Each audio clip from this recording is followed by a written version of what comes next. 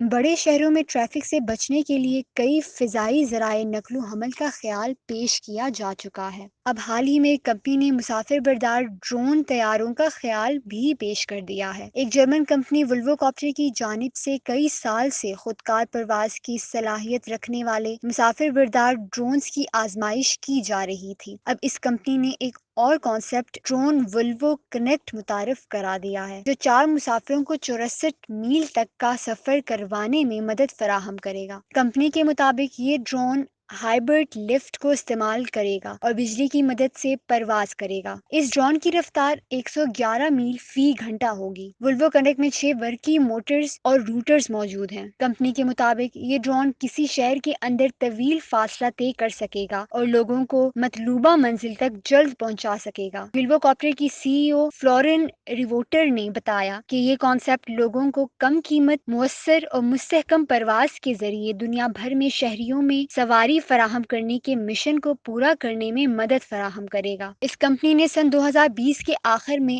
اولین کمرشل پروازوں کے لیے ریزرویشنز کو اوپن کیا تھا۔ اس بکنگ کے لیے 300 یورو یا 10% ڈپازٹ جمع کرنا ہوگا اور مسافروں کو 15 منٹ کی پرواز کا مزہ لینے کا موقع مل سکے گا۔ یہ پرواز ان جگہوں پر دستیاب ہوگی جہاں کمپنی کو کام کرنے کی اجازت ملے گی۔ اس وقت کمپنی کو یہ اجازت سنگاپور میں دی گئی ہے اور ولوو کاپٹر آئندہ 3 برسوں کے اندر کسی وقت وہاں کمرشل سروس کا آغاز کرے گی۔